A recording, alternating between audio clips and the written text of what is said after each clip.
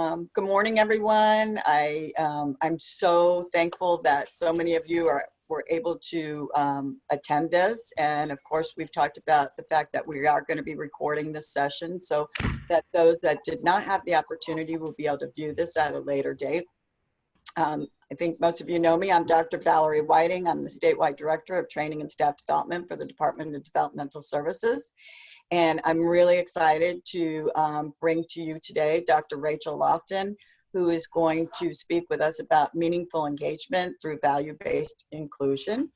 And I know that having spoke with her for a few minutes before we started this morning, that she's excited to be here and she can give us some insights into even what we're doing today in this different kind of world that we're living in with COVID-19. So Rachel is joining us from Chicago, I believe, correct, Rachel? Yeah, she's in Chicago, and she's a psychologist who specializes in developmental disorders. And I'm not going to read her bio. I have it available for you, so I can always post it. And a couple housekeeping things. One is everyone is going to be on mute for the entire presentation. If you have a question, certainly you can ask that question. You can unmute yourself, and then you will need to remute yourself.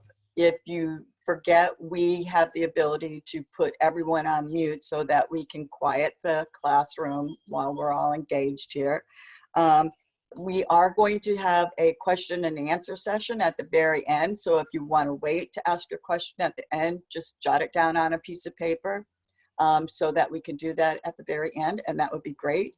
And if, you know, we're all adults here, so hopefully you enjoy and do what you need to do to make this a comfortable training for you. And welcome to Rachel for being here. Thank you so much. Great, thanks, Val. I'm really excited to talk to everybody, mostly because it's nice just to get to talk for a little while to someone other than my family. But what I've been thinking, you know, I've been planning this presentation for a few months, and what I decided about 6 weeks ago is to shift from talking more about things that will only be beneficial to the clients to thinking about what would be something I could talk about that would sort of help everyone, that would help the caregivers, could just be useful in your own life as well as useful with your clients. So that's why I decided to switch to talking about values-based inclusion. What I think will be really interesting about that is it's a framework for thinking about a lot of things you do in life. So core values that I'm going to talk about, they're often part of something called dialectical behavior therapy, or DBT, you may have heard of. They're often used in organizational psychology, which is when psychologists consult to businesses. But I haven't really seen it applied much in the developmental disabilities literature, in developmental disabilities organizations or communities, outside of a few interesting studies in Australia. So I want to teach you about that. What we do know is that the approaches I'm going to talk about have a really strong evidence base. So even though they aren't regularly used in developmental disabilities, they should still be effective, they should still be beneficial, and they do have a long history behind them. Okay, so I want to tell you just a little bit about me as it pertains to the presentation today. You already heard that I'm based in Chicago, and that is true. I specialize in developmental disorders. The stuff that has more relevance for what we're going to talk about today is the fact that, you know, I do work with groups that serve people with developmental disabilities through day programs, through SILAs, through respite programs. I'm on the board of a couple of organizations. One that does that kind of work I just mentioned. I can't hear you. You might need to troubleshoot and make sure that your audio is loud enough. Jacob might be able to help you off to the side to make sure you can hear me. And then the other thing I think is just worth mentioning that, you know, my background before I became a clinical psychologist, I did work in child protective services. I worked in ABA, and then I became very, very specialized in developmental disorders. Okay, so what I'm thinking for our time, are a few things. One is that I want to give you the overarching concept. So what are the big ideas we're going to talk about? I want to explain specifically what core values are and why they matter and why they can be helpful. We'll talk about alignment and how to bring values in alignment with behavior. We'll talk about some barriers that can get in the way when people don't have things in alignment. And then really concrete ideas for how to overcome barriers that come up. And then we'll talk about what successful social inclusion can look like.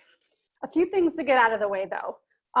One is there aren't any like formal breaks, but I try to give you a lot of breaks from just listening to me talk so that you can work on thinking about your own clients or thinking about yourself and kind of have those listening breaks that we all need. Another point I want to make is I'm not delusional. I don't expect that what we're going to talk about today is going to solve big problems that you might be facing. But I do think it's a format that you can think about, something that might be useful in some of your cases. But I understand there are no blanket answers for things for every situation that's going to come up about inclusion. And then the last thing I want to say, it's going to feel like I go a little far afield at first, but I promise I bring it back to inclusion as I talk about values. And then finally, if you do have questions as we go along, there's a comment function in Zoom. You can put in the chat function, in the chat function, you can put your questions or your comments right in there. And those I will see when we take a little break for you to work on your own, or we can also make sure that we cover them at the end. So don't worry that you'll forget. You can always jot it down in the comment section. Okay, throughout today, I would like to talk about a sample case. And our sample case is someone called Monica. Monica is not her real name, but this is a woman I worked with several years ago. She was 34 at the time I knew her, and she was living with some roommates in Asilla. She wasn't working. She was just not working full-time, sorry. She was working, but she was working on a very limited basis and not doing anything that she felt was very enriching. I want to say she was stocking shelves. I think that's what she was doing. She was very, very interested in firemen, very interested in firemen. And there were some safety concerns related to that. So there were times where she would actually try to call the fire department. If we were out in public and she saw someone who was a fire department employee or just looked like he could be, she would go off and try to talk to him. So you can see where the safety concerns would come out there.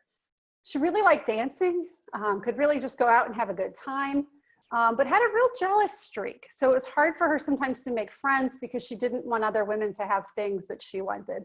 And she even got jealous of things like periods. So it made her very jealous if another woman had her period.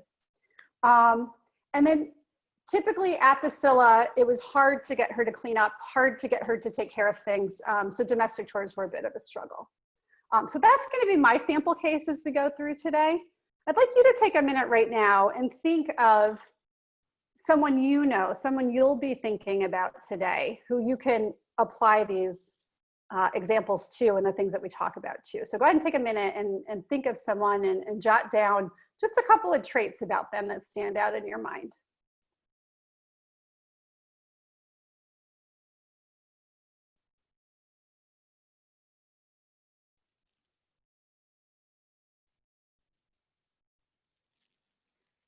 Okay, if you're still working on that, you can do that while I introduce this next slide. The way we're going to go through and talk about values and core values is thinking about this social ecological model. This is a really simplified model on the slide here. You may have seen really fancy ones with a lot more concentric circles, but the idea here is that the circles represent levels of influence and they interact with one another. So we're talking right now about an individual. So when I talk about Monica, I'm talking about someone who's in that green circle, the individual. For the blue circle, we're thinking of families, caregivers, staff, those people who are very, very close to the individual's life. And then societal, I kind of lumped a lot of things into this broad outside category. But that yellow bit includes the community, maybe the church, if they're involved in a church or a synagogue or any other kind of place of worship. It is maybe they're part of a work environment or a workshop, and then they are exposed to a lot of people there. So whatever can fall into that last societal bit, it's anybody that they're in some kind of community with, you know, outside of those people who are closest to them. So we're going to come back to this diagram a few times just to help us visualize and think about these things. And when we do come back to them, I try to keep it color coded, and just thinking that that might be helpful for you. So if you see green, it means we're talking about the individual, usually the client. It could be you if we're self-reflecting in that moment, but usually the client. Blue would be the family, caregivers, and staff, and then yellow would be those outside groups. Okay. So this is the key concept that we're going to use today. It's the idea that values guide decision-making. They can be conscious, and you can make sure that it's your core values and the things you really care about guiding your decision-making. Or if you're not so aware of your values, you can get swayed, and you might end up letting anxiety or fear or avoidance of pain guide your decision-making. So what we're going to really focus on is taking meaningful action that's guided by core values and how that can relate to inclusion. Okay. So why are values important to identify? Well, they're the fundamental beliefs that help people understand right from wrong. They can kind of set us down the right path. And I don't mean in a traditional good versus evil sense, but in the idea that values help a person know what to do with their life, how to make decisions. And so the idea is if you understand your core values and you make decisions that are based on pursuing those values, you're going to use that knowledge to guide your action, to inspire what you do, to motivate you to set goals and take actions that enrich your life. And it's easy to see if that works for you, that would work for your client. If you value social inclusion, you want to make sure it's a meaningful experience. So really understanding the client's values can help you make sure that their experiences are more meaningful. The reason we have to think about the client in this bigger sphere of influence is because their caregivers and their community impact their behavior all the time. They aren't simply just operating on their own. So the thing about values is they're very interactive. And so these different levels are influencing each other cross-directionally all the time. Obviously things that clients are doing are affecting caregivers, things caregivers are doing are affecting clients, but that's true of every level of the interaction here. Okay, some of these we've already hit on, but I just want to say them again because it's going to be a key concept as we move forward. Values are going to be there whether you fully recognize them or not. They should ideally underlie your decision making. Being aware of your values can help you behave intentionally, help you do what you want to do on purpose. They can really guide your intentions and priorities. And so when you have a very clear idea of your core values and you act in a manner that's consistent with those core values, life is just smoother and happier. It's really important though to consider that there's diversity here.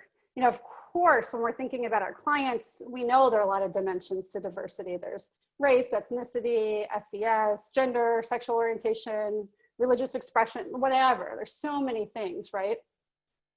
But personal values, certainly it can be impacted by those things, but they're also really unique to an individual. So I just want to give you an example of my aunts. And because I'm from Chicago, I say aunts, and you probably say aunts, which is a lot better, and I really should, but I don't, I say aunts. So with two of my aunts, you know, they're both the same race, they're both the same religion, they're of about the same socioeconomic status, same gender, same sexual orientation. One, though, really values nature and family and helping others. Those are probably her top 3 core values. The other is very achievement-oriented. She values creativity. She values autonomy. So even though these two women start off with a lot of the same things we think about when we think about diversity, they really make completely different choices because their core values are so different. So I'd like everyone to take a moment and think about a couple of people you know who maybe align in most of the demographic categories, but really differ when it comes to core personal values. So you might think of you and your spouse, you might think of you and a sibling, but go ahead and take a moment to think about that.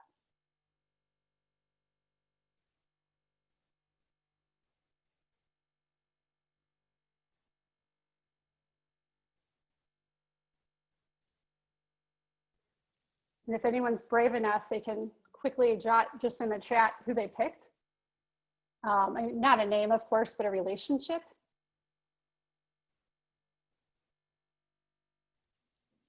Anybody want to do a quick chat and let us know who they picked?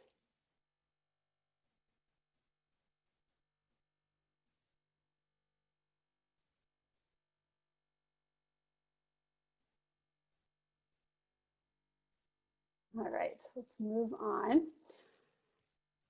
So what happens when values are in conflict, right? We've talked about all the good things that can happen when values align with behavior, but what happens when values don't align with behavior? There can be a lot of conflict within a person's self. So for instance, someone who strongly values family, but works more than 50 hours a week and never gets to see their loved ones very much, probably feeling pretty unhappy about that. That's probably a bad situation for that person. The next one is a person who values honesty, but they have some kind of secret they have to keep from their spouse. That also would be a really unpleasant, unhappy situation for that person. They would probably feel pretty terrible. Someone who cares a lot about justice, and that's a core value for them, but they have some sort of job where there are clear inequalities, where things aren't just, things aren't happening in a just way. That would be extremely difficult for that person. A person who really values love, but doesn't get to regularly see the people they care about. Like, let's say they enlisted in the military and they don't ever get to be around the people that they love the most. They might be able to adapt to that and cope with it, but it probably is not an ideal situation for that person. Okay, so we talked about the conflicts that are within a person. What are some of the conflicts that can happen from the person to the next level in that circle to the people outside of them? So I'm talking about, I think you can visualize it, but just in case. Talking about the conflict between the individual and the caregivers, families, staff, partners, those closest people.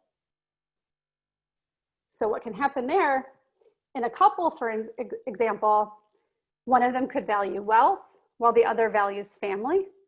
And that might be a hard thing to make work. You certainly can make it work, but it would be a struggle, right? One partner values intimacy, the other values independence. That would be a real struggle. None of these things are a dichotomy. You can value both at the same time, but what I'm illustrating is how it makes it more difficult to work together, to do things together. Another example is a parent-child dyad.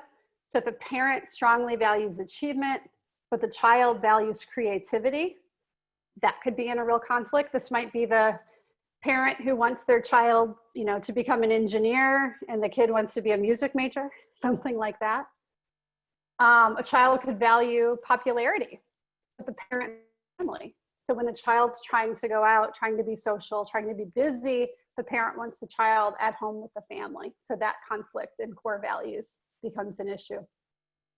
And then there are also, at this level, staff and client clashes that can happen. There are some staff who really value peace and calm and quiet, and there are some clients who really value adventure. Or the reverse of that is the other example I give. There are a lot of different things that can fall here in the conflict that individuals can have with those who are closest to them. And it can relate to core values. Doesn't always, but it can. What's a little trickier to think about is what are the conflicts an individual can have with their community that can interfere with things. Well, when we're thinking specifically about inclusion, there are a lot. Sometimes the community isn't equipped for someone to pursue their values. They may have a limited transportation, limited things to just go and do, limited accommodations once you get to the site where you want to be. There could be financial barriers. Sometimes the community just is not supportive of what an individual's person's values are. So for instance, someone who values honesty and authenticity and is, let's say, lesbian, if they can't be out in their community, that's going to be a real conflict with their core values, right? And I have a sensory example too I want to give. A person with a developmental disability might have difficulty tolerating a mask, right? So if they have sensory sensitivities or they don't understand why they need to wear it, it may be very hard to wear a mask. And so even a setting that would normally be welcoming and accommodating has become problematic if the community values responsibility, health, safety, and that kind of thing. So you can see where the conflict could occur at that level as well. Somebody sent in an example that I want to share too.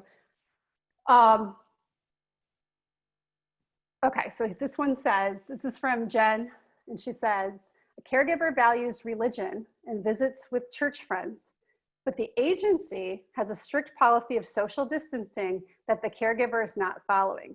The caregiver may ultimately lose the position due to choice to disregard the agency policy. Yeah, so this is almost like the second two things in conflict, isn't it? But of course, it's affecting the person in the middle too. So there's a lot of core values in this one. The caregiver's valuing religion. The agency is valuing health and safety and responsibility. So what happens when those things are in conflict? Thanks, Jen, that's a great example. Okay, so how do we identify values? You know, we've been talking all along about, oh, values. What even are they? How do you know what yours are? For many of us, it's not as easy to pinpoint as it sounds. So there are a few different tasks that can be used. So a lot of us who might be in a caregiver role need to figure out what our values are because it can really help our work. So here are some websites that could help you do that. And we'll go through a little exercise too, but I want you to have these to kind of fall back on and use later if you'd like to go in more depth by yourself later. One thing you should be aware of, a lot of websites are set up to do employment values assessments, and those can be really good, but they're usually not as comprehensive. So they usually don't get to the same level of detail. And we also have another great comment from Patricia. She says that, you know, with regard to that example I gave you from Jen with the religion and the social distancing, and it also goes beyond that, it's a broader example, but she talks about how these examples reflect how the individual may not have a lot of choices and opportunities, or that could be limited because they're really controlled externally. It's people kind of operating on them regardless of their core values. Thankfully, in just a little bit, we're going to talk about how to get a better sense of what the client's core values are. So hopefully that'll help in those situations. But great comments so far, guys. Thank you for those. So anyway, these are ones I want you to check out later. I'll give you a little sneak peek of what they look like, just so you know, but they're good things to go back to on your own later. So if you follow this link, this is a career values assessment, and you end up sorting these different values into categories of least important, not important, neutral, important, and very important. Obviously, you're going to end up paying the most attention, you know, to the things over here, the things that are most important to you, but that's one example. The classic example that we use most often in therapy is actually having like little index cards or other pictures that you sort. And these categories say not important to me, very important to me. And you sort the different values according to that.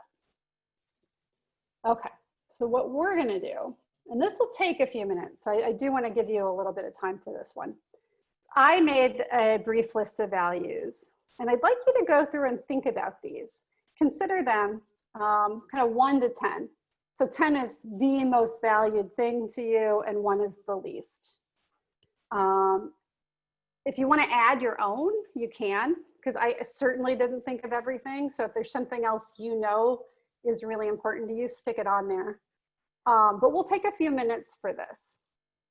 And then once you have things labeled, see if you can get it down to like your top 5 list. So I'm going to give us about 5 minutes for that here.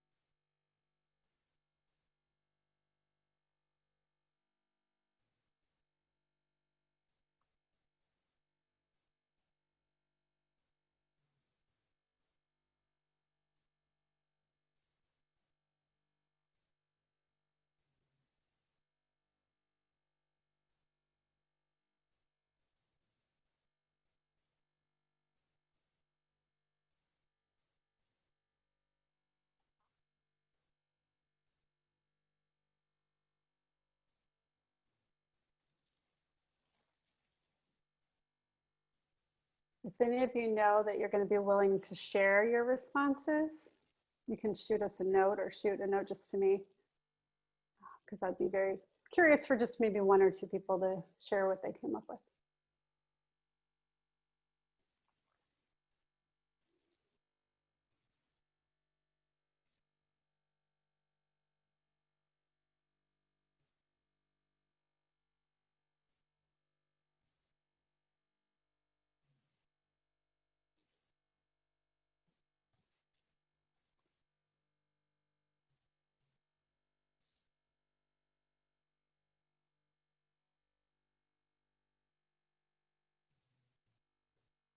And just to remind you, what you're doing right now is you're looking through the values on this list, rating them from 1 to 10. 10 are those things that you value the most. 1 is the things you value the least. And you can also add values. So if I'm missing something on this list that's really important to you, please add it.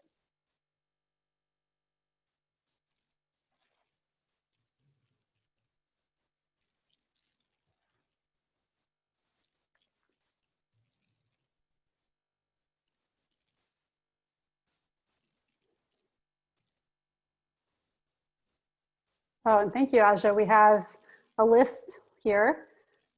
Freedom, independence, success, adventure, creativity. Great. And Jamie asked, what about happiness?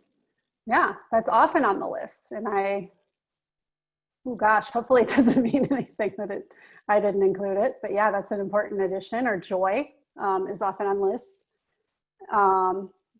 Val came up with family love, calmness, humor, loyalty.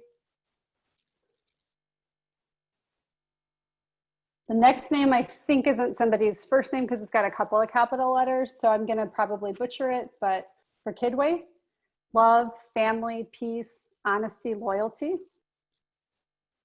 Great. Great. Looks like most of you have had a chance to do this.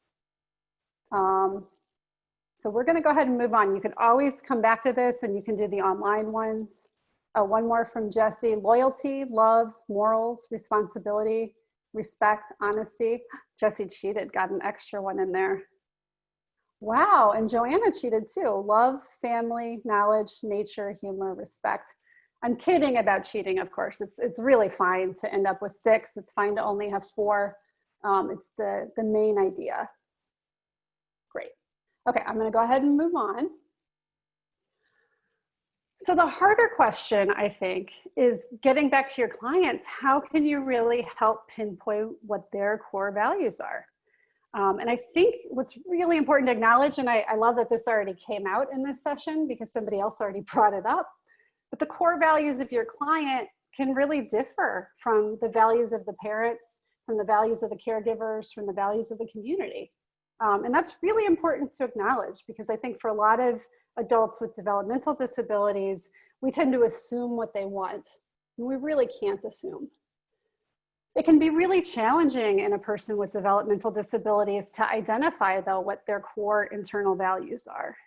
It takes a lot of verbal ability to talk about our self-reflection. It takes a lot of cognitive ability to reflect back and do some in-depth thinking. So it can be really hard to get these things identified. We're pretty good, though, at giving reinforcer assessments or preference assessments. But I'm not aware of organizations kind of consistently trying to assess core values. I think that'd be really important. Sometimes it comes up a bit with a person-centered plan or some of the other planning tools that are out there. So I don't want to suggest that it never, ever happens, but I don't think it happens as much as it should. So here are some very basic ideas of how to assess core values in a client. If you're working with someone who is verbal and can self-reflect a little bit, you can ask questions like, when were you most happy? When did you feel most proud? What are some of your fondest memories? And even in clients who maybe can't answer those direct questions, you may have evidence of the situations they talk about the most, the ones they reflect on, the ones that clearly are very, very fond and beloved memories for them. So you may have some of this information when you weren't even directly looking for it. But I think even in our nonverbal clients or people who are maybe more minimally verbal, you can really think about, well, where are they when they want to participate? How do they want to participate? What does it seem like they want to do? Who do they want to be with? And when do they seem happiest? You know, when do you get the excited noises, or when do you get the big smiles? So there are, of course, lots of ways that people are communicating even when they aren't directly answering the questions. Some general considerations when you're thinking about a person with ID or DD and you're wanting to assess their core values. It's sort of like the sex education talk. It isn't a one-time conversation. It doesn't work like that. It's an ongoing conversation, usually in short bursts. You gather little bits of information. It's often very helpful to work with the family if they're around, to work with a therapist, to work with other people, maybe a favorite staff member, other people who know the individual really well. It can be helpful too to consider media preferences or character preferences. So for example, I've known clients who really loved Princess Leia. So maybe they like adventure, maybe they like being a strong female character. And you can, you know, I wouldn't put too much weight on who are the characters that they like, but it could give you some information about what's important to them. You can also use visuals and some picture-based cards. So I want to show you some examples of these. You can find these cards at the link I provide. But for your clients who can communicate their internal state, but may need a little bit of a visual support or cue to do that, you know, cards like this can be really helpful. So rather than just having, you know, something like this that I showed you earlier, they get a little more of a visual cue about what the card means and what it symbolizes. Another approach that might be useful with some people is this sort of map, so a mind map or something like that, where each of the spokes can represent the core value, and then you help them kind of illustrate it or show it. This is most useful when you already have a sense of what the core values are and you're helping them kind of expand on it or, you know, kind of clarify it so they can use it and think about it more. This last example is probably the most confusing, but it might be helpful. It's kind of built on this concept that we're going to talk about in a minute with the circle in the middle, but you're looking at some of the different concepts and then they're depicted in pictures. So this can be a really nice visual cue to talk about some of these things with clients and help them decide what some of their core values are. And then when it comes to core values in the community, you know, there's so many levels of community. There's a lot to kind of look at and talk about. But for agencies, you can look at the mission and value statements. It should be right there. But then you also have to look at, do the day-to-day actions of the agency match what the values are as stated? Sometimes they do, sometimes they don't. Businesses, I'm sure all of you have a sense in your community, what are the most DD-friendly businesses? Where are the places that it's actually fun to take people, and where is it not so great? I don't know if you're aware of this initiative, but some of my colleagues in Missouri started an initiative called Autism Ready Communities. And these are actually certifications that businesses can get to be autism friendly. And so there are things like that that exist that can kind of signal to you that an agency or a business is a friendlier place. What are the community events that happen, and are they accommodating? Do they feel welcoming? Do they feel inclusive? And then in faith-based communities, there's a really wide spread of how welcoming, how accommodating and inclusive faith-based communities are. Lots of other things can go on this list too. I didn't think of that one as being comprehensive. I wanted to give you an example because I found this fascinating. This is an assessment of the core values of a community. And this is a study that took place in Australia. And what they did is they polled emergency workers in order to understand the different cultural values within that community. And I think it was very rural Australia. But it's really interesting. So they had people rate kind of some of these core values, which is one of the only examples I've seen of, you know, assessing in this very broad way of the whole community, and then tailoring. They wanted to tailor their emergency services to fit the needs of that particular community. These are some of the results. So they were asking, you know, some of the values and things they were looking at had to do with ideas about gender roles. So that's what I pulled out here because I thought it was kind of fascinating. And probably not reflective of what the country as a whole believes, but what was the belief in this community.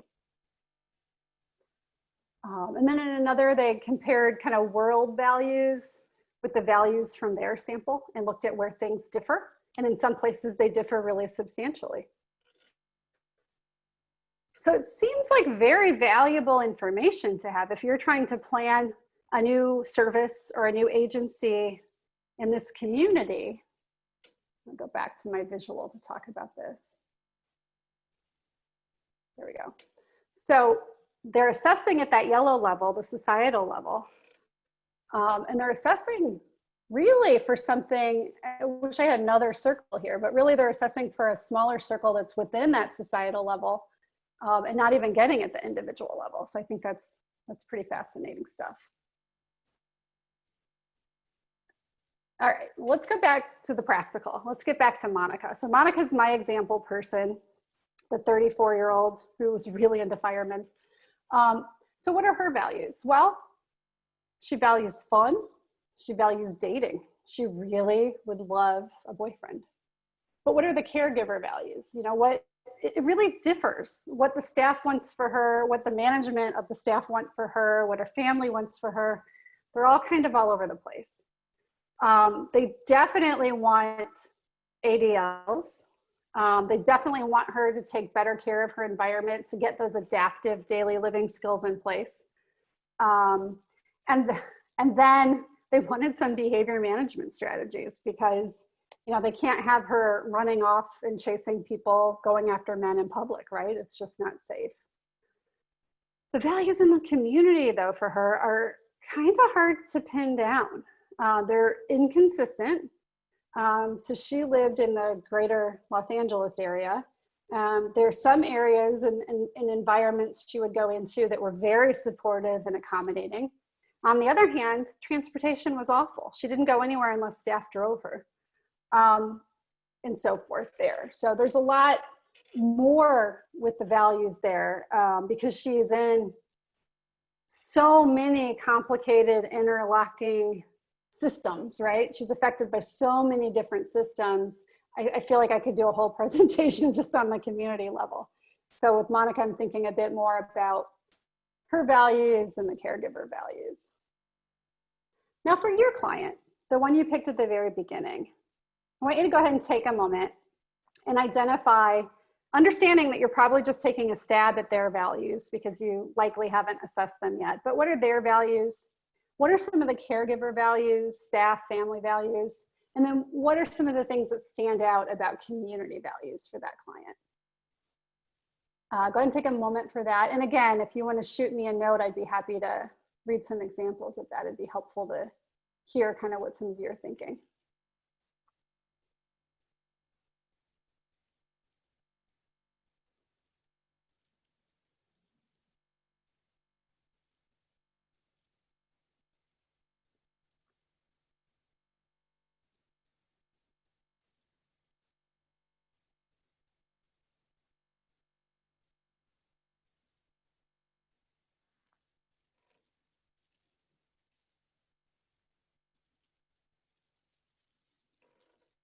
Oh, Bonnie is suggesting that I show the values list again, and that is a great idea. You didn't memorize all like 50 of them, right? Okay, there we go.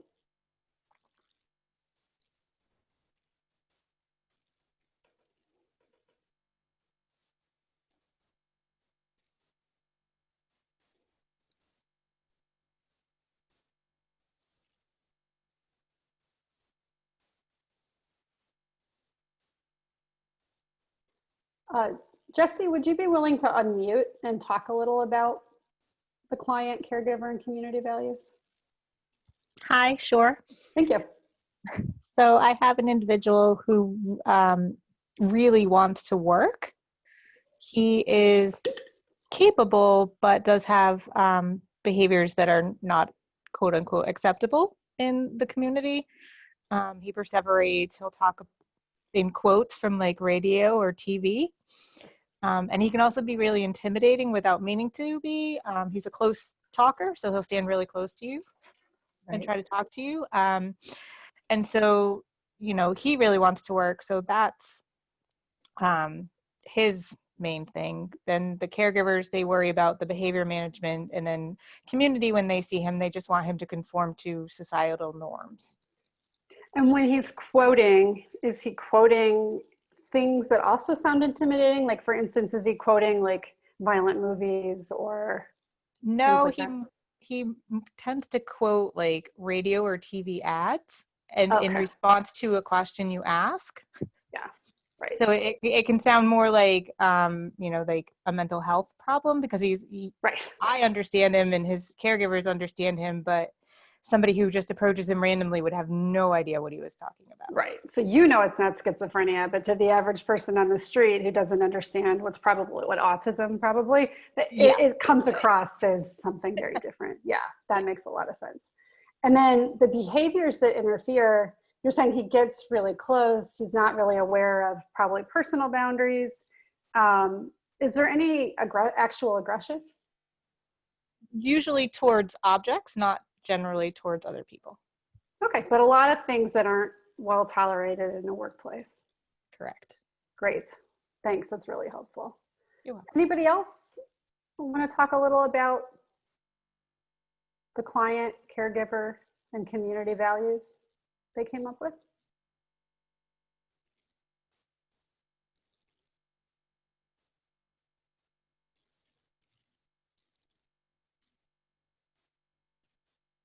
Was everybody able to think of some? At least a couple for each category?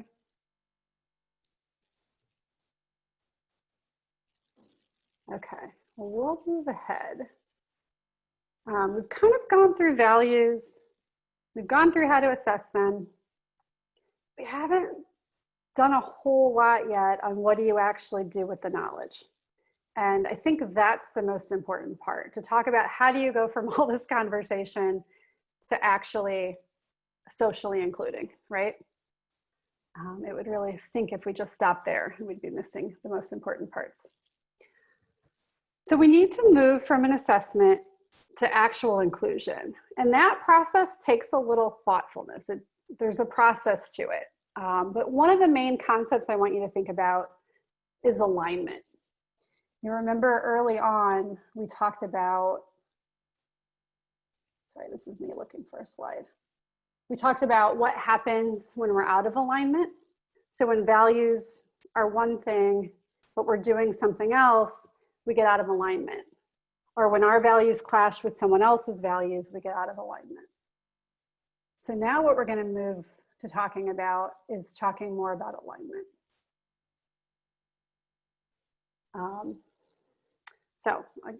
I didn't have to go back. I already put it in. I was forward thinking and I forgot. So we've got a person who really values family, but they're working over 50 hours a week. They don't see their loved ones, and those other examples. So the way I want to think about this is I think we can think about it visually. So what we have here is a target.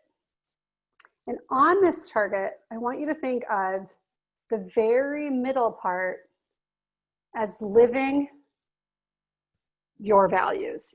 What you do day to day, what your behavior is 100% consistent with your values. And I'm saying your right now because I want you to go ahead and think about this for yourself first, and then we'll take it out to others. Okay, so if you're in the very middle of the target, it means you are fully living by your values. And then out here at the outermost ring is when you're acting most inconsistent with your values.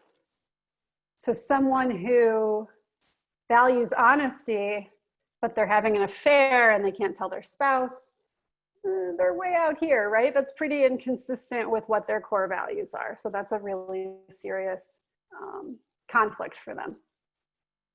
And someone who, let's say they really value love, but they only get to see the people they care most about half the time, you know, that would only be, you know, kind of maybe in the middle.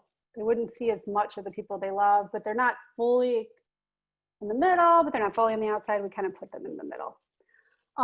You can see here that the circle is divided into education and work, leisure, relationships, personal growth and health. I'm not paying a lot of attention to those labels right now. I'm focusing just more on how close the person is to their core value.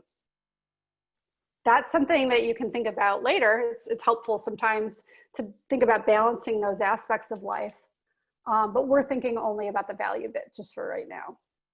So let's take Monica, for example. So Monica is my example person.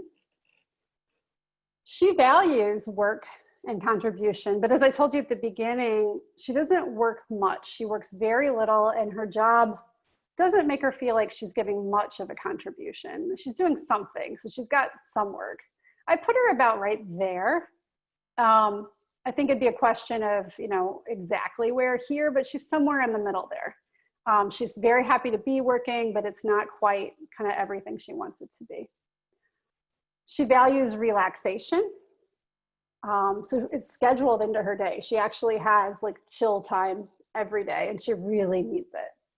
So when it comes to that, she's really living pretty close to her values.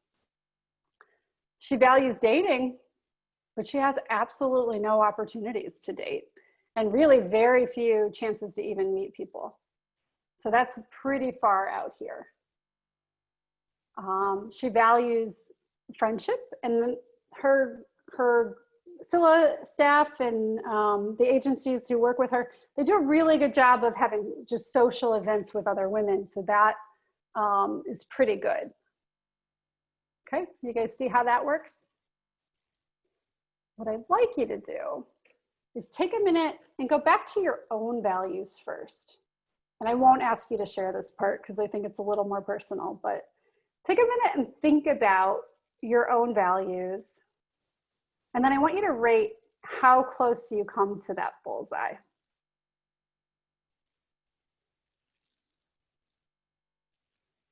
I'm going to give you one right now. So my own example, I value family. Family is really important to me. Right now I'm spending an ungodly amount of time with my family. So my ex would be right in the middle, right? During a real non-quarantine life, when I actually leave the house, I travel a lot for work.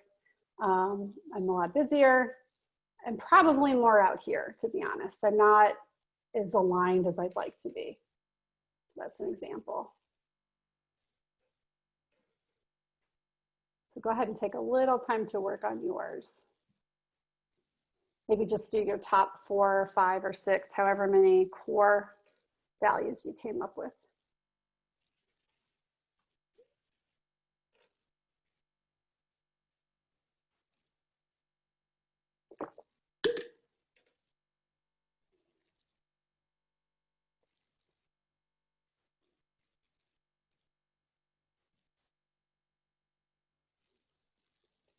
What I'm curious to hear from people, I'm curious to hear how difficult it is to do this. Is it easy for you to kind of take your core values and place them, or are you finding it challenging?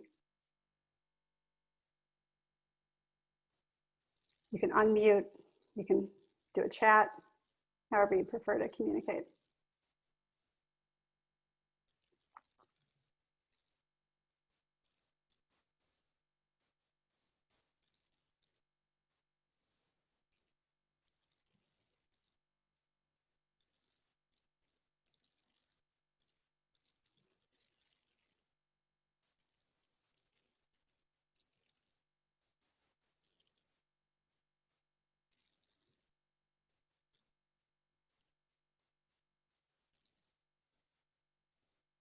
Give you 1 more minute on this.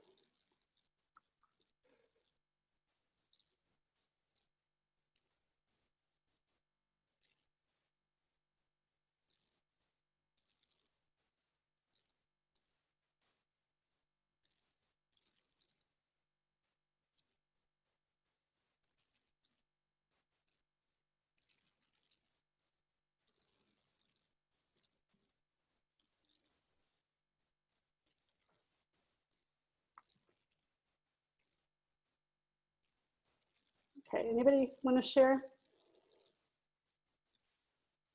what the process was like? Not, again, not, you don't have to say where you are with your values and how well they align, but was it easy to tell? Was it hard to tell where to put the dot?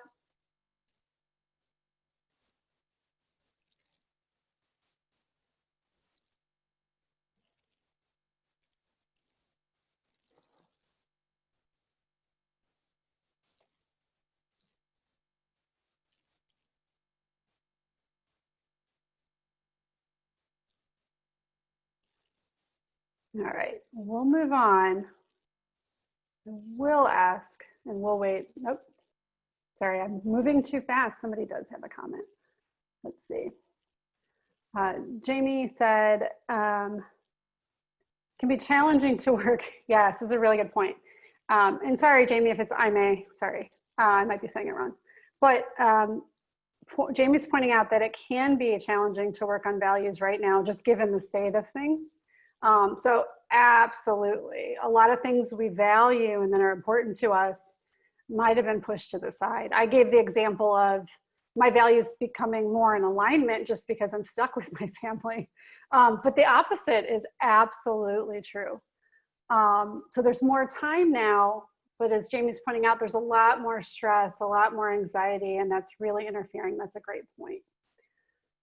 And then what Patricia pointed out is that, yeah, friends and family, yes, you're talking and you're texting a lot, but you're not really seeing people. And that's actually a note I jotted down too, that yes, I have occasional Zoom conversations with my friends. That's not the same as being in person with people you love, right?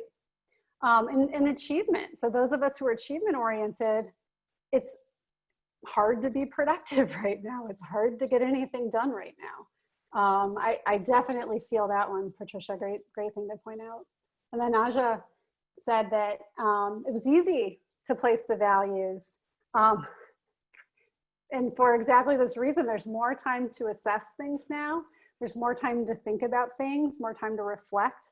I'm certainly feeling that too. I value mindfulness, and I think it's an important skill to practice. And I understand there's really good research on mindfulness. And never in my life did I ever make time for it until quarantine. And now I'm able to do it kind of on a daily basis. So I feel you, everybody who's saying both the strengths and the downsides to being quarantined when it comes to being reflective and kind of working on our values. It's a mess in both directions for sure. So great feedback, everybody. I'd like you to kind of go through the same exercise now with your clients. So think about what I did for Monica. So take those couple of core values that you thought of for your client, and it might only be 2. Maybe you didn't do 4 or 5. But go ahead and think of those and see how well they align for that person.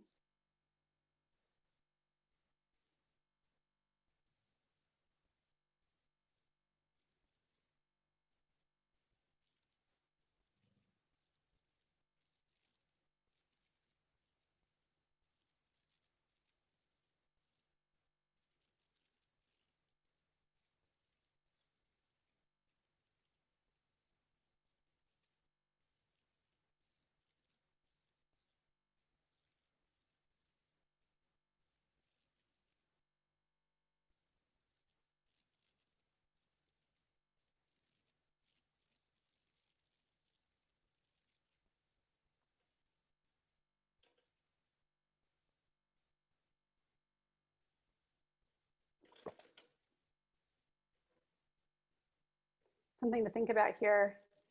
Are you finding it harder or easier to think about the client than it is to think about yourself? Honestly, when I did Monica, I thought it was easier than doing my own. Because I'm not privy to every bit of information, you know, I can kind of focus on the things I do know.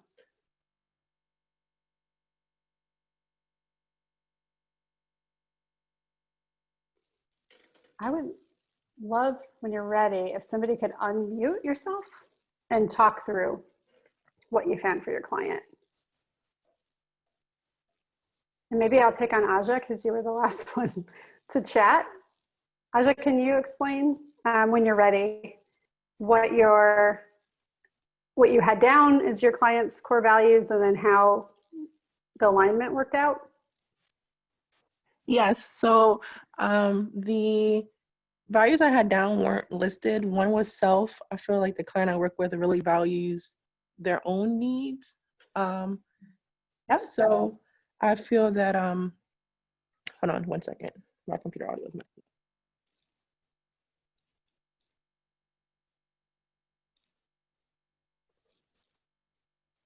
I found that my client really values what she wants, especially during this time, which I understand. I think especially working with the public, a lot more people value their own needs right now over, you know, our agency or the public. A lot of people are like, well, I need this, and this, and that. And I'm like, well, I understand, but, you know, we're kind of going through a pandemic. So that's what I'm finding, is that a lot more people are worrying about themselves. Yes, yes. So you took something that can actually be a really good positive core value, you know, to care about yourself and really look out for yourself. And a lot of people need more of that. But there's certainly a tipping point. And there's also a point at which that value can come in very strong conflict with the needs of the agency, the needs of the rest of the community. Yeah, a great example. Mm-hmm. Did you have another one for her or for that client, or is that the only value? I'm going to say family as well, especially during this time. She's always been family oriented, and I kind of get the understanding of why she values herself and her family, because she is the main person who is providing for their family. So I can kind of get why she's doing what she's doing. Absolutely. And does her family value, is her behavior and her practice, is that in alignment? Like, is she near the middle of that target, or is she a little bit further out? Oh, she's definitely in the middle of the target. They understand. Okay. She's hitting it head on. Yep. Great, thank you. No problem. How about Bonnie? Bonnie, would you mind unmuting and talking about the person you picked and how they fit and whether the core values are aligned? Hi. So I didn't dig in as deep on my person as I did on myself, but I think the quarantine has actually helped them probably be a little bit closer to the things that they value, like family is really important. And I think the independence, there's a lot less social demands, you know, and so there's a greater degree of independence that's kind of come with it. So in some ways, the quarantine has helped them. So yeah, I think that pretty much, I would say, covers it. So you have a client for whom the social demands are maybe too much or too taxing or too overwhelming in daily life. So the break from it came more as a relief than as a problem.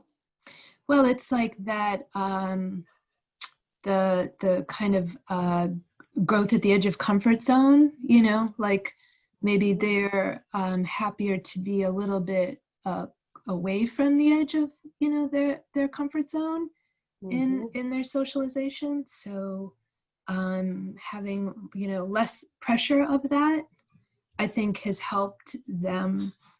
And because one of their values is comfort and stability. And so yeah, that works for them. Yeah. And that brings up a really good thing I mentioned quickly, but I think it's worth kind of pointing out, especially as it relates to us in our personal lives, that anxiety or effort or any kind of difficult emotion, you know, a lot of times we make decisions to try to avoid those difficult emotions. And when we make a decision based on trying to avoid a difficult emotion, it's usually out of alignment with our values. So in this example, you know, that you were just saying, Bonnie, I'm going to assume that your person does value social relationships, and don't tell me if not, because it'll ruin my example.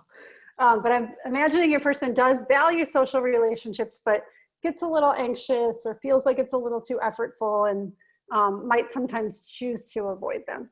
So in a person like that, you know, their unwillingness to feel that negative emotion interferes with their ability to pursue that core value of socialization. Hopefully that makes sense to everyone. It's something that we all do all the time. We do things that kind of sabotage our core values. Patricia has a comment that she sees people when they're trying to achieve a relationship, so it's just assumed that that's a value. But then what might get it out of alignment is a skill deficit, which we'll talk about in just a minute, or a lack of opportunity, a mental health struggle, the perceptions of others. Patricia, I will not call on you. She just had dental surgery, doesn't want to talk. I really understand that. But those are excellent points. And that's what we're going to turn to here next is, you know, what some of those barriers are. Okay, so now as we move to talking about values, consistent inclusion, I want to give you an example that we're going to try to problem solve here. I made this up, but let's pretend I have a client who recently lost a parent and he has an opportunity to join a grief support group that meets on Thursdays at 6. We can pretend that all of this is over Zoom. However, Thursdays at 6 are when he has an improv class and there are no other classes available that are kind of appropriate to his level. He really enjoys the improv class, but it only has 3 other students and he hasn't made any lasting connections with the other attendees.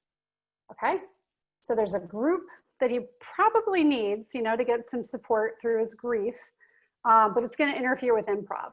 So how do we make that decision? Well, if he values popularity, what would we think about?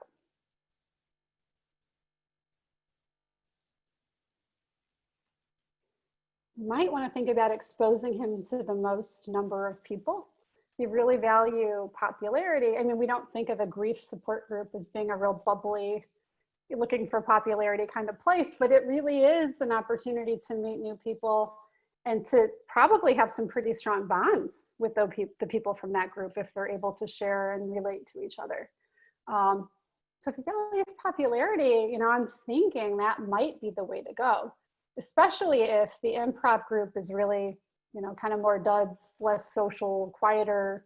Not that people are duds, but you know what I mean. It's, in terms of making new friendships, it's kind of a dud group. What if he values humor? If humor is really important to him, and maybe more important than anything, that would certainly point to the improv group, wouldn't it? That's a chance where he can hone his humor skills, he can practice, he can really be more consistent with his values if he participates in improv. Fun, I think, is probably pretty similar. I don't expect the grief support group to be a lot of fun. Of course, there may be reasons he still needs to go. He might still need to do it, but if we're making an either or decision based on values and his value is fun, probably we want to choose improv. And what if he values self-improvement? That just makes things a little trickier because it really could go either way. I think for the most part, it would have us looking at that grief support group, right? You would really improve psychologically, you'd mature, you'd advance, and that would probably be a more self-improvement focused activity.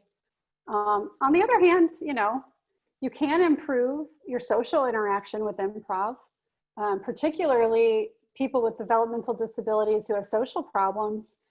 Improv can be really helpful. So, you know, a lot to think about there. So that's just one example of how values can kind of help you along the way as you're looking at these guideposts, making these decisions. Just a reminder that all these levels are interactive. Everyone seems to really get that concept. It's come out with the examples people are giving me. So I think that's great. I'm not going to dwell on that. Okay, so now let's get into some of the barriers. So what are some of the things in an individual that can get in the way of them being included? You know, certainly there are physical barriers. Communication can get in the way. Social skills. Sometimes people really want to do something, but they just don't quite have the skill to pull it off, and it just doesn't work. And that's one of the saddest things to see, I think, is those people who are really craving friendships, are really craving dating relationships, but don't have the social skills to get it. Because that quite often leads to depression, which is on this list as well, anxiety, all kinds of other stuff. Motivation. So I've had a lot of therapy patients over the years who kind of want to do stuff, but they're just not that motivated to pursue it. So if it's not a core value, they probably just aren't going to have the motivation to go after it in the same way. And they might need some kind of outside motivations. If it's something that is really good for them that they really need to do, they're going to need some outside motivation to make it happen. Some of our clients have things that they value, but they're so insistent on their routine and on doing things a certain way that interferes with their ability to pursue their value. And I'm sorry I always use dating as an example, but it just comes up so much in these cases. I have an adult cousin who has a developmental disorder, and he really, really wants to date. He's always wanted a girlfriend, always, always, always. However, he needs to eat dinner at 5 o'clock. He needs to be at this place at this time, that place at that time. He can't recycle the newspapers till Sunday, et cetera, et cetera, et cetera. And all of those rigid rules for how to behave get in the way of dating. You know, if you're not willing to pay, you know, more than $4.95 for your hot dog combo, it's probably hard to go on a date somewhere new. That kind of thing that interferes. And I'm not talking about it from a financial perspective. I just mean that rigidity, that behavioral rigidity. A lot of the clients have problem behaviors that get in the way.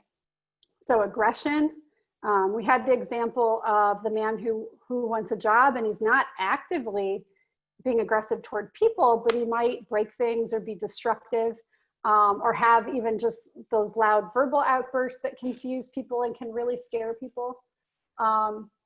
Sexual acting out is unfortunately a problem. You see this a bit more with the younger group, so younger than your populations, like in high school, but it still sometimes continues. So public masturbation or public touching of oneself, those are behaviors that can limit social inclusion faster than anything, because people feel really scared and intimidated, right, when they see that kind of stuff. Values incongruence, we've talked a lot about. So if the values of the client don't match the values of the caregiver, that's a real barrier. When Monica wants to date and her staff and her parents don't make any allowances for that or opportunities for that, that's a real barrier for her. I'm curious what other barriers people see. You can either unmute and say it, or you can put it into the chat and I'll say it. So what other barriers to inclusion do you see with your clients? And this is factors within themselves. Aja said transportation, you are 100% right. However, I would think of it like if it's a client barrier for inclusion, I would think of it as like they don't know how to take public transit. And then if it's a, we'll talk in a minute about like a community barrier, that's like lack of transportation. So yeah, very good. Not being willing to learn new skills is another great one. Culture we have, so maybe the person's culture is somehow in conflict with the things happening in the community that they want to do, and there's a barrier there. Jesse said parents not agreeing with their choice, and that's going to be a caregiver one that we'll hit on in a second. Absolutely. Self-confidence and lack of problem-solving skills are absolutely fantastic. Like people know they want to pursue a value, they know what they want to do, but they just don't have the self-confidence to do it. I'm sure that's one that we all experience all the time. Another one here, someone said, is a history of trauma and rejection. So if you're turned down socially, in particular, it could happen not socially, but if you're turned down time after time by people you're trying to befriend, eventually you shut down and you stop making friends. And trauma affects everything. It's a big one. I thought I heard somebody else unmuted. Is there somebody who'd like to share out loud? Can I say? Please. I was thinking that a language barrier is one of like really great one, because it doesn't speak English. It isolates you as a person. Like, you know, even when you go to doctor appointment, you cannot speak English and you cannot explain it.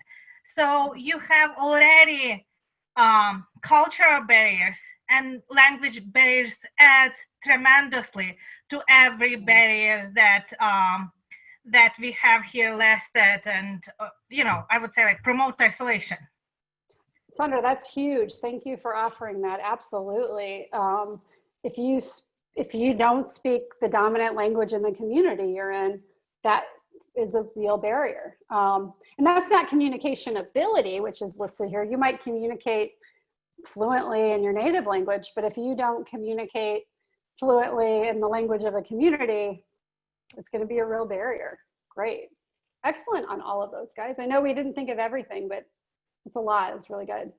Some of these you started to bring up. So these are the barriers in caregivers, or the, you know, when the caregiver and the individual are in conflict. So the one we talked about the most is when the client and the caregiver don't agree on the same thing. So that's a big one. Oh, we missed one. And so Frank said, related, I think, to the client one more so, is momentum. So this is what we've always kind of done, and this is the way we've always kind of done it. You kind of get stuck in that rut, right? And to kind of get, you almost have to get knocked off course to go out and try something new. So yeah, thanks, Frank. That's a good addition. But when we're thinking about the caregivers, sometimes we just have caregiver fatigue. Caregivers are sometimes just exhausted. Sometimes they just don't have the energy to support the personal values of the individual. Sometimes they have their own personal values, like our personal factors, like fear or embarrassment, other emotions that can kind of get in the way. Sometimes it's time, sometimes it's competing demands.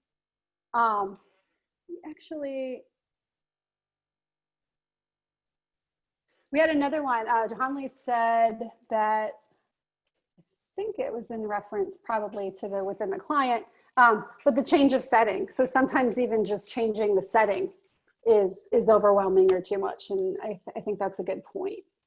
But let's think about between the individuals and their caregivers. What are some of the conflicts that you may see? Anything that I didn't list here? I think I want to talk about the fatigue one for a minute. I work with all developmental disabilities, but I do work the most with autism. And this is a huge one when we talk about parents of maybe more affected or lower, as we would say, lower functioning, maybe nonverbal or more aggressive individuals with autism. Parents have often been raising this individual for 20 years, 30 years, and that can be really significant. That fatigue factor, they can just get really worn out. Johanli mentioned the cultural barrier, and that's a great one to put here as well with caregivers. The culture of the caregiver may not be consistent with the culture of the individual, and so any kind of values that come along with that culture might clash. We talked about language out in the community, but there may be just different ways that language are used caregiver to individual, even within the same language. So if you're talking about a caregiver with one accent or one manner of speaking and a client with a different one, it can be very hard for them to understand each other and to meet, even if their cultures don't seem that different on the surface.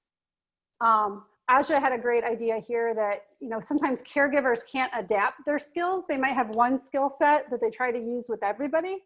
And if they can't adapt to the individual, that can really get in the way of inclusion. Great. Anybody else have anything else they want to add to caregivers?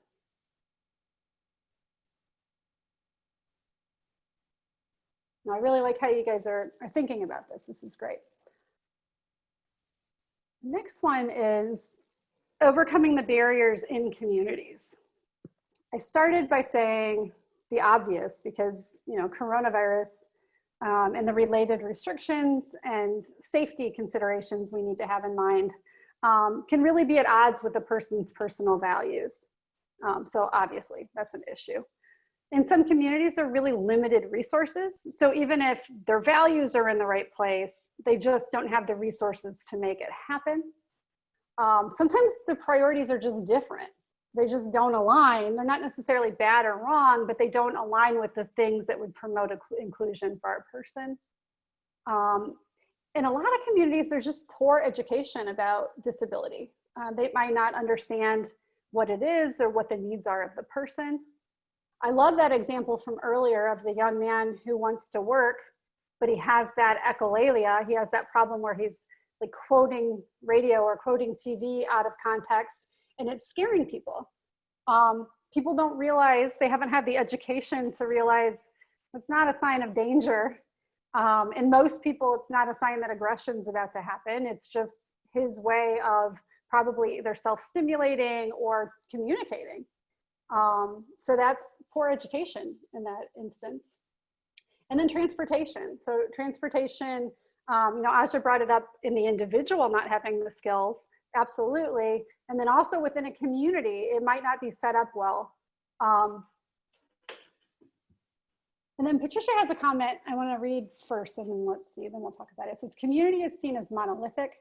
This goes back to caregivers, but if we see the community as monolithic, we don't see the opportunity with individual community members.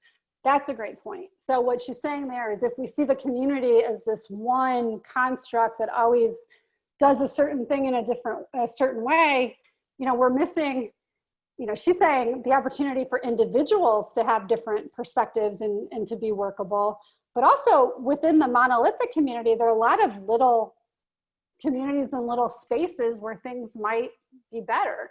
So if your neighborhood, for example, isn't very inviting and isn't a great place for inclusion, is the farmer's market within the neighborhood? Maybe.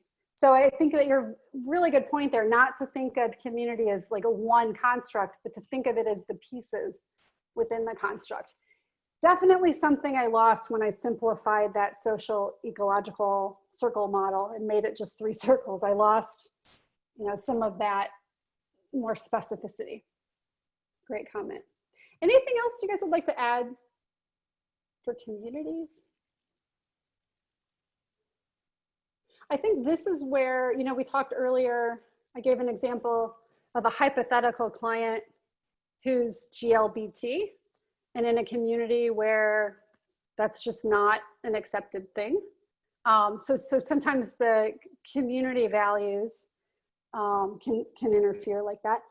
Although that's a great place to talk about Patricia's comment.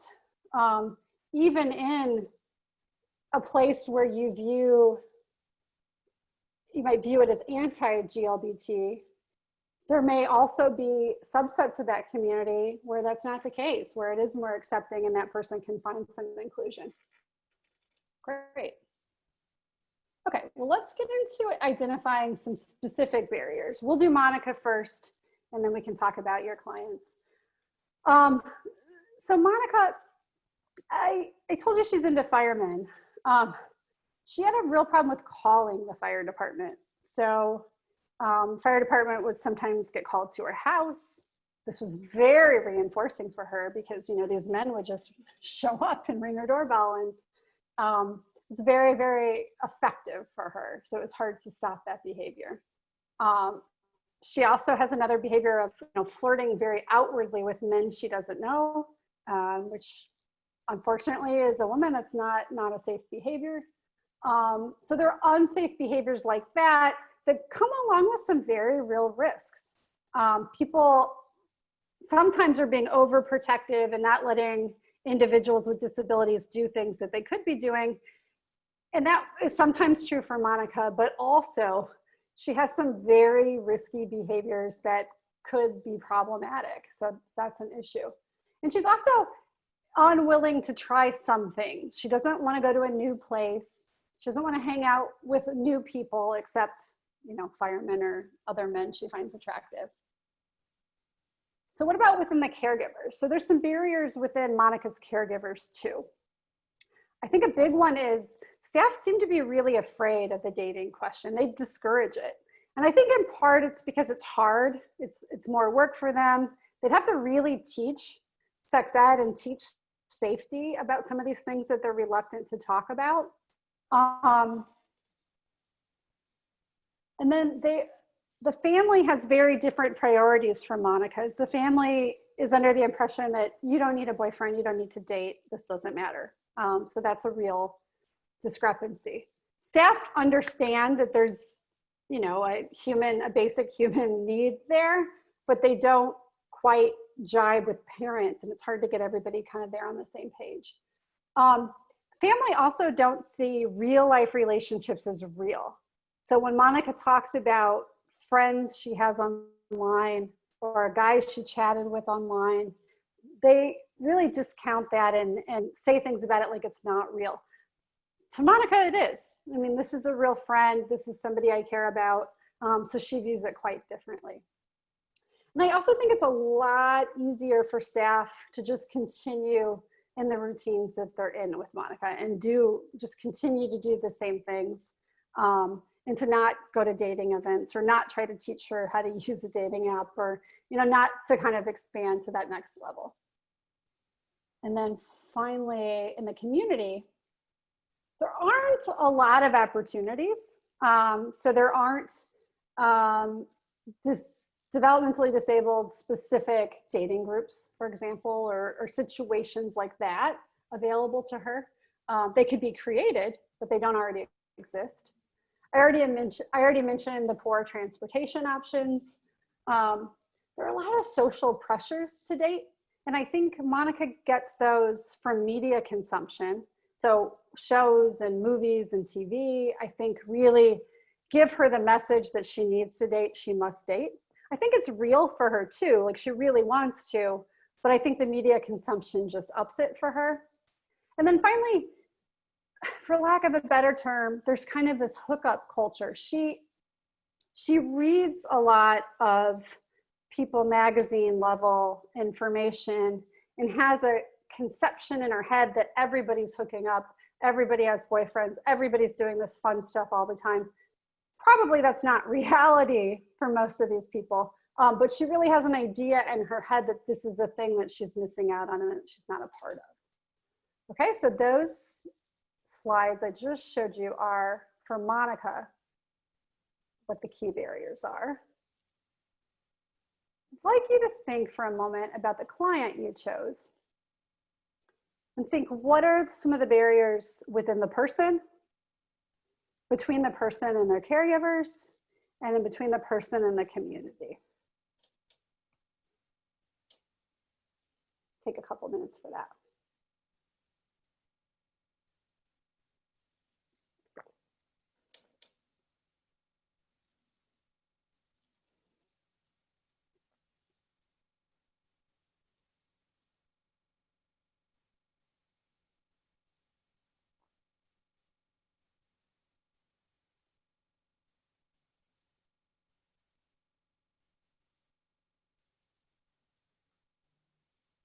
Anybody want to come off mic and say something about their client barriers?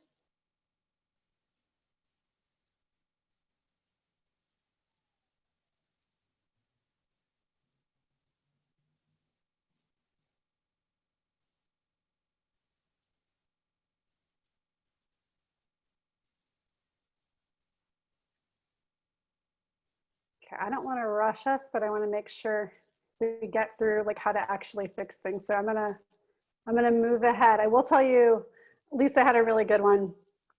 Financial. You know, a lot of our clients have almost no income. So that's a massive barrier that most of us can relate to also, although at a different level sometimes. Okay. Okay, that's what we did.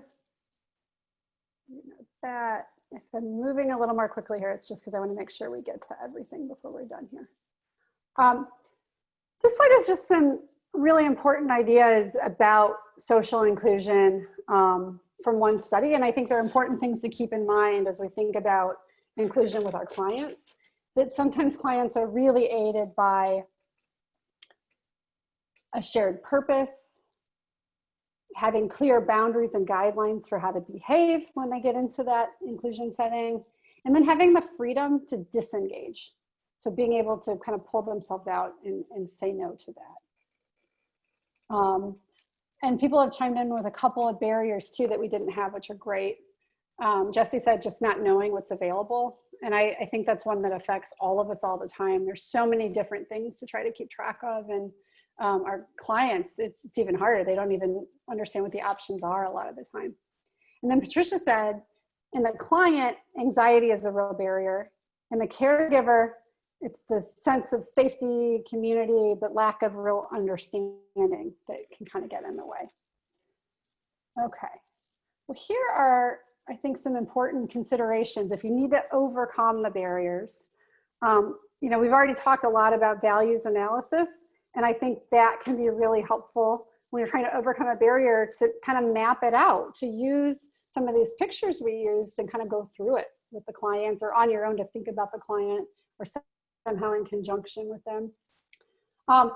If it's a communication problem, sometimes some very straightforward functional communication training can fix it. Sometimes very clear behavioral supports can be put in place and kind of subdue the problem to the point that it doesn't limit inclusion or get rid of it entirely. Therapeutic supports, it might be that maybe some talk therapy is appropriate and can really help the client overcome what the barrier is. There are a lot of sensory things that might be put into place that could help overcome the barrier for clients.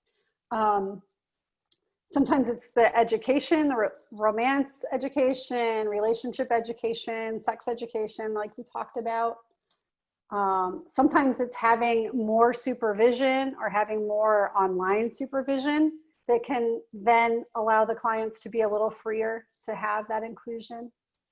One thing I didn't put on here, but since anxiety came up so much for so many clients and the unwillingness to try new things, you know, we could really think about increasing the visual supports. So having a strict schedule for what it's going to look like out there, or using a social story to talk through what it might be like. Making a quick video on your cell phone of what the place is like where you're going to go, and showing that and helping prepare them. All of those things can be helpful. And the caregivers, it's also, again, important to look at their values and do that analysis and see where they're out of alignment, where they're in conflict. Sometimes caregivers have their own communication problems and they're not saying what they need to say and communicating what they need to say. So making sure that staff can communicate functionally as well, and that they understand the communication from the client. Sometimes a reassignment or, you know, swapping is important, because personality is a huge factor in all humans, and it doesn't change for people with developmental disabilities. They have personalities too, and that personality match really matters. One thing that is a little bit of a different kind of recommendation is thinking about technology. So I give you a link there to a museum accessibility project that happens through a group here called Infiniteach. And what Infiniteach does is most of it's app-based, but they go to different places and they specifically adapt activities and guides to that location so that it's more accessible for people with autism.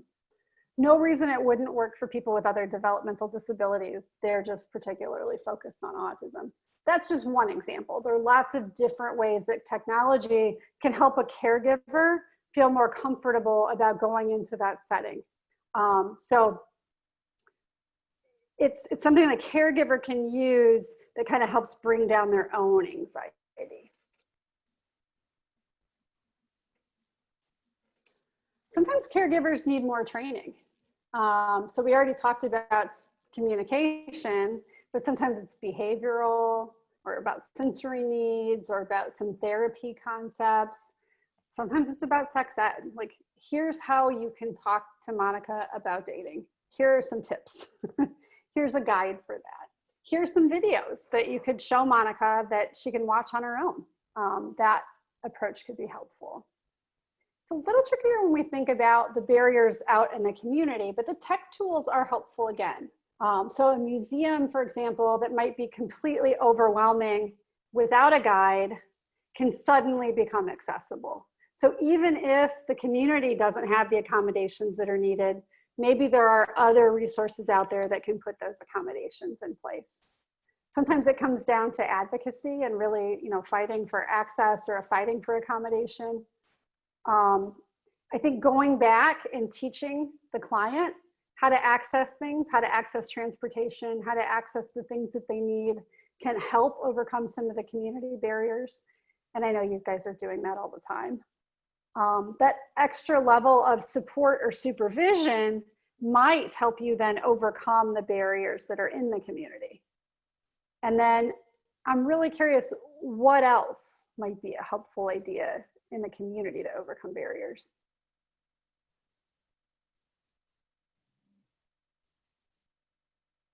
I know for communication, a lot of times, if there aren't people in the community who can understand sign or are familiar with a device, you know, maybe we can teach a form of communication to a nonverbal individual that would allow them to overcome that barrier.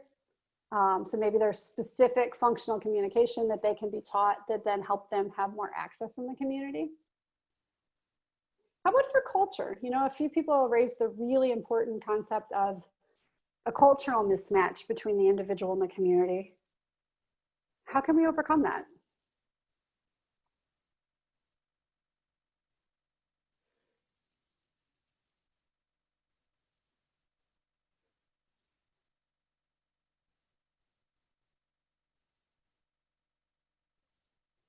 Jesse said education. Absolutely. I think exposure too, right? Like so many areas, yeah, Sarah said exposure, right when I did.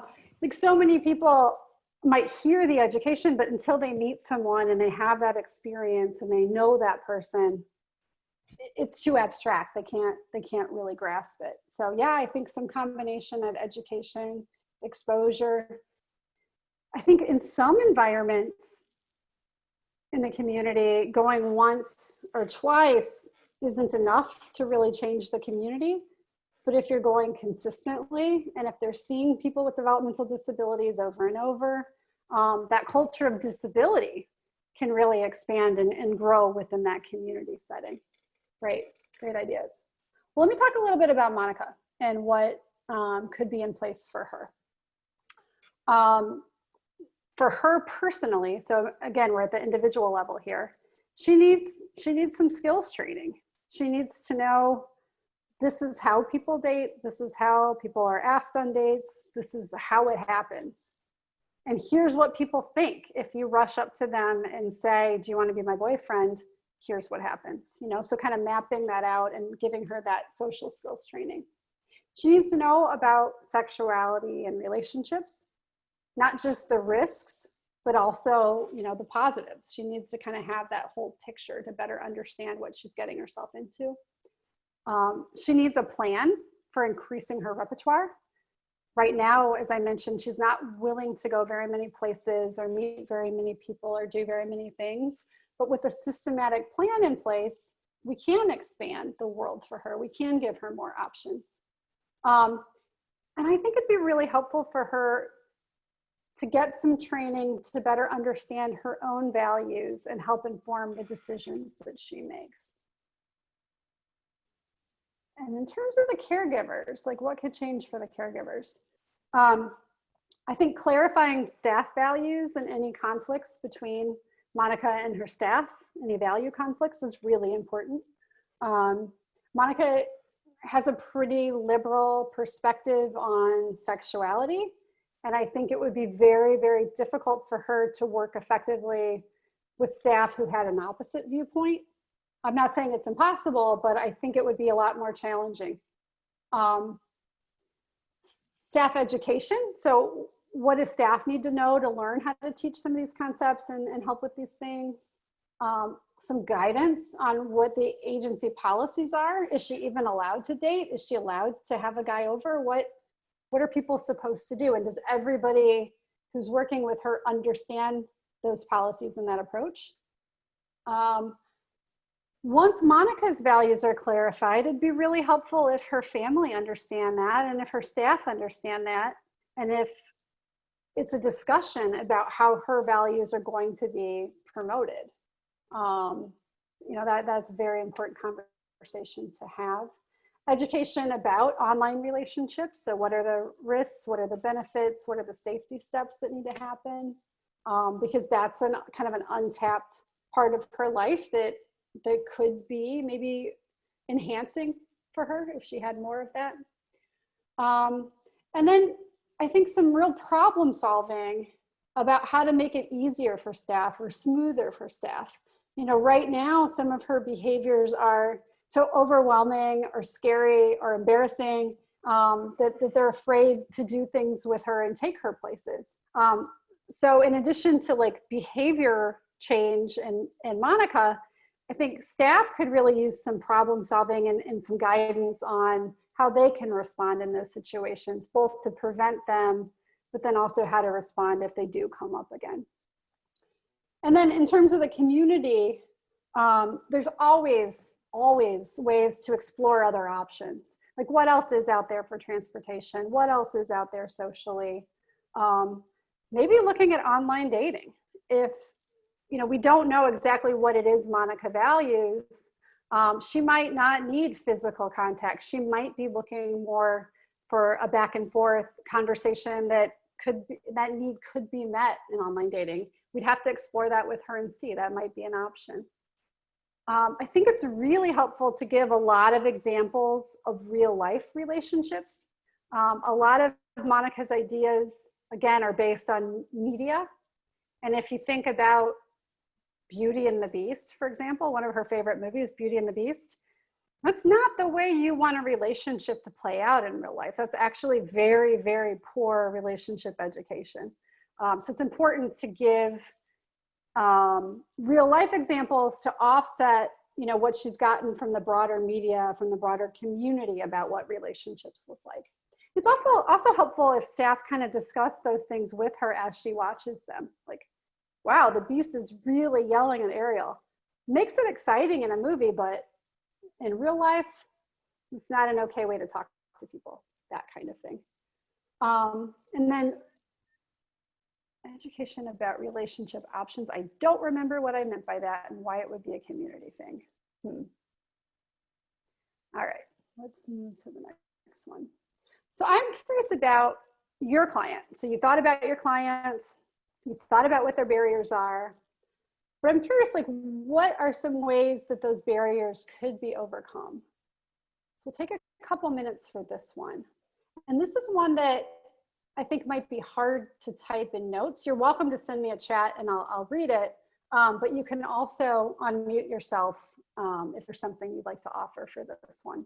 But since this is kind of the culminating bit, I want to give you a few minutes for this. So we'll stick with this until at least it's 10:45 my time, so 11:45 your time.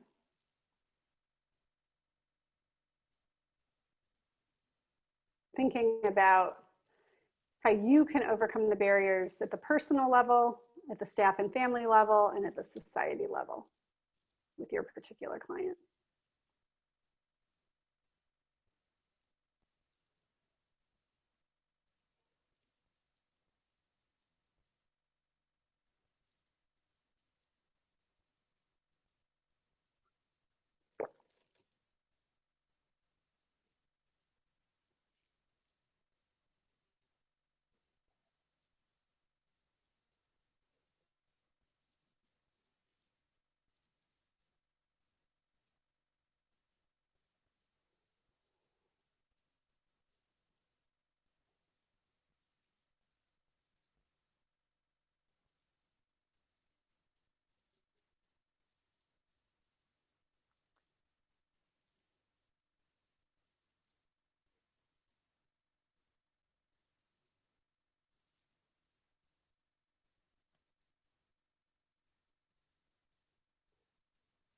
And as you're thinking about these barriers, one thing you might realize, there's some barriers you just can't remove.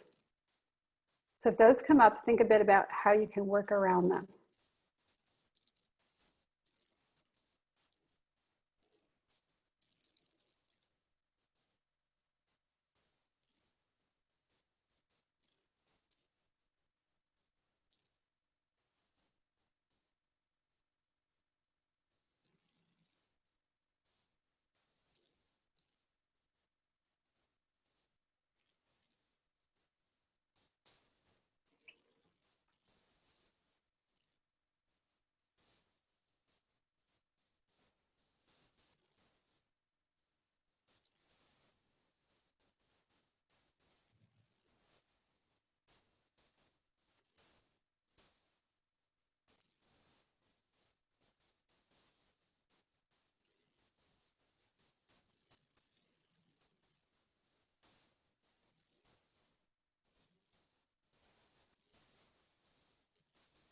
About one more minute.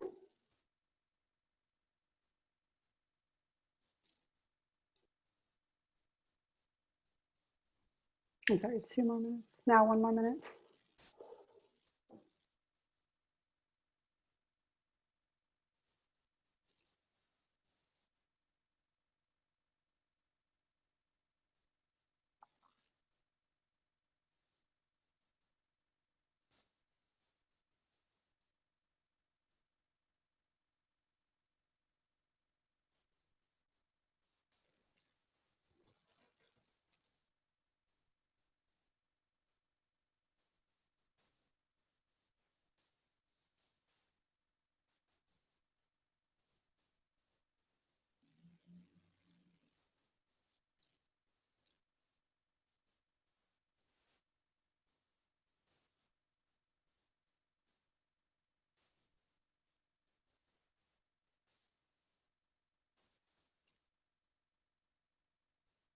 Okay, if you have anything to share about your barriers,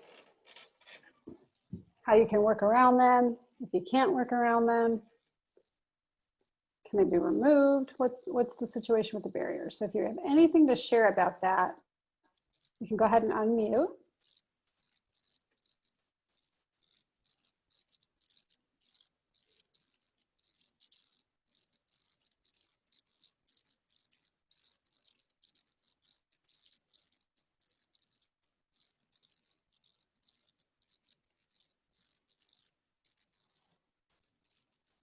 And if you don't, you can go ahead and move to the question comment time. And I will tell you now so I don't forget. First off, you can still talk about barriers in this question time. I know I've moved a little faster sometimes than people were ready to respond. So this is a great time, talk about barriers or any other specific questions that come up. However, if we run out of time here, because we'll stop right at noon your time, you can always reach out to me later. I'm happy to answer questions or, take comments that way too.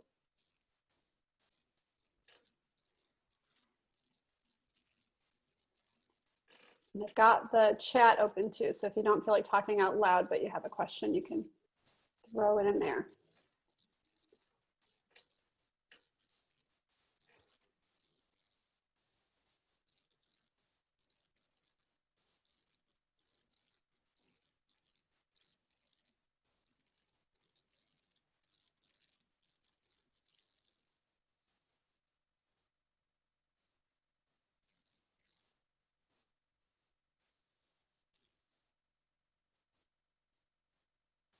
Anybody have a question?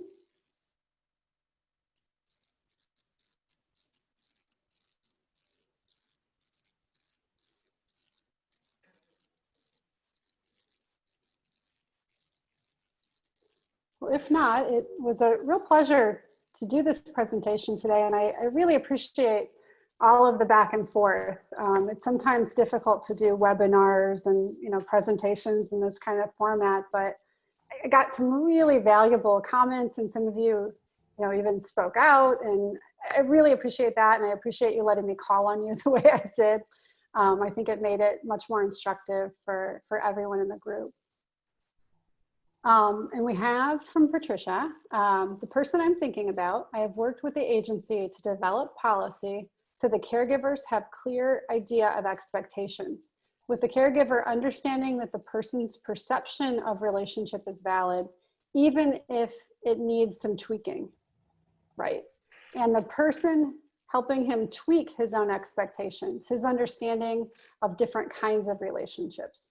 So it sounds like the issue here is one that we see come up a lot, where people might actually be discounting the experiences or the opinions of the person with a disability just because there's some aspects of it that maybe do need some education or some learning or some tweaking. But that doesn't mean that the person's perspective isn't valid. So it sounds like one of the things that needed to be worked on here in order to bring values into alignment is really helping caregivers or family recognize that the individual has the right to his own perception, and that his own perception is no less important, certainly, than theirs. And then it says the other thing that comes up is the lack of access to education for caregivers and agencies. So advocating for that is really important. Yeah, fantastic. Great point.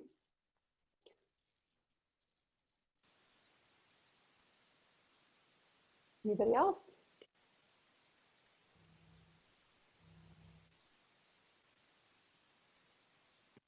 Hi, Rachel, this is Valerie. I just want to thank you so very much for your time. It was wonderful listening and participating with you. And I wanted to let folks know that the PowerPoint is on the DDSLearning website, so they can access the PowerPoint.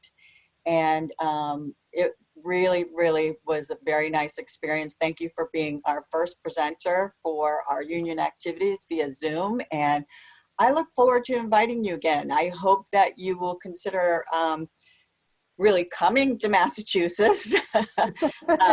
You know, I know you wanted to, and coming to visit us again. And I hope that we have further conversations. And if anyone has any additional questions, comments, or concerns, Rachel has her email address there for you, or you can send them to me and I can certainly forward them to her. And thank you to everyone who participated today, who joined us on the video, and be safe. And I look forward to seeing everyone soon. Thank you so much for being here. Bye. Thank you, everyone. Yep. Bye-bye.